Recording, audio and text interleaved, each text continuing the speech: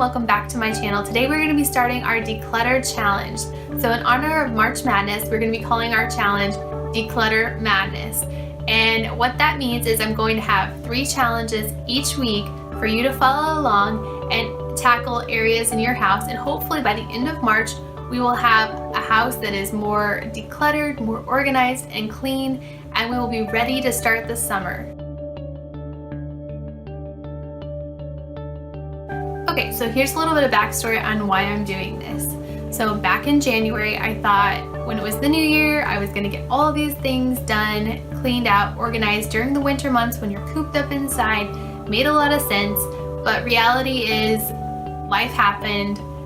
The winter blues are no joke, and here we are. Now it's March, and I'm ready to go ahead and get this stuff tackled before summer gets here. But then we have grass to cut, yards to maintain, vacations to take, kids will be out of school.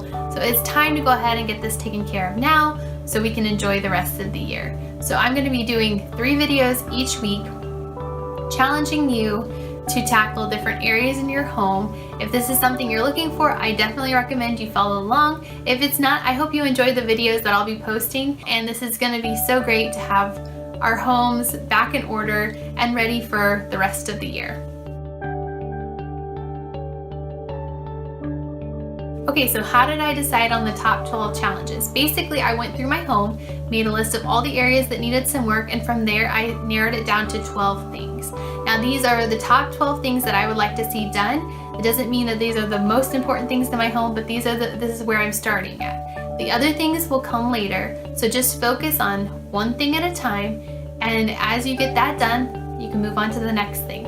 It's really important that we do not overwhelm ourselves with too much stuff, because I think that's what almost keeps us from finishing a project.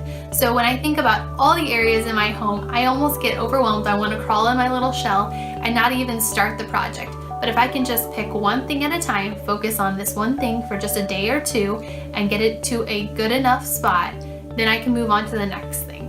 So that's what we're going to be doing, and that's what I want to challenge you to do. So one thing I wanted to suggest is finding time in your schedule in the week. Now, a lot of you are working, you have kids, and life happens. It's really hard to find time to sit down, declutter, and clean. If it was easy, you would have already done it. So basically, look at your schedule in the week, see where you can block out some time to work on these challenges, and make sure that it's something that's doable for you. Now, if you only have 20 to 30 minutes, you definitely don't want to tear apart an entire room. If you have a few hours to dedicate to something, then maybe you can go for that. But basically, I'm saying, like, just make sure that you can tackle the things that you need to do and not end up creating more of a mess for yourself. But definitely look at your schedule, see what you can do, and then make it happen. So something I recommend is taking a before and an after picture. So this can be something that is so simple, but it can mean so much and be so motivating later on. So I definitely recommend, if you have a phone or a camera, just quickly take a picture before and then take one after. When you go back to look at those, that can be just what you need to keep moving on to the next project. So some of the supplies you may want to grab before we get started are, you want to gather up your cleaning supplies that you think you may need, put that in a bucket or a cleaning caddy or something that you can take from room to room as we're going through our homes, decluttering. That way you don't have to chase everything down every time you want to clean something out. Then also we want to make sure we have some labels, that we can label our new systems, so that way the other people in our home can figure out what's going on, where we want our stuff to go, and how to keep it organized. Third, we want to make sure we have some boxes. Boxes are great for sorting things, organizing things, but also that you have a place to put all the stuff you want to get out of your home, the stuff you want to donate, sell, whatever you want to do with it, but put it in a spot where you can get rid of it.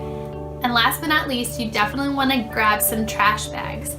This is something that will make the decluttering process so much easier. If you have the bags on hand, you can just toss it in there. You don't have to look at it again, and it is gone. So we want to make sure that we are downsizing, decluttering, getting rid of anything that's expired, old, or that we're no longer using, and that way we can free up the space for the things we love and use on a daily basis.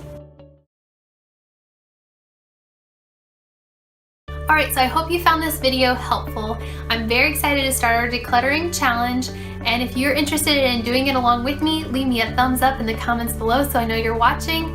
And the next video you see will be challenge 1, so we're going to get started with that. And if you aren't subscribed to my channel, be sure to subscribe so you don't miss any videos I have coming out in the future. And I will see you in the next video. Have a great day. Bye.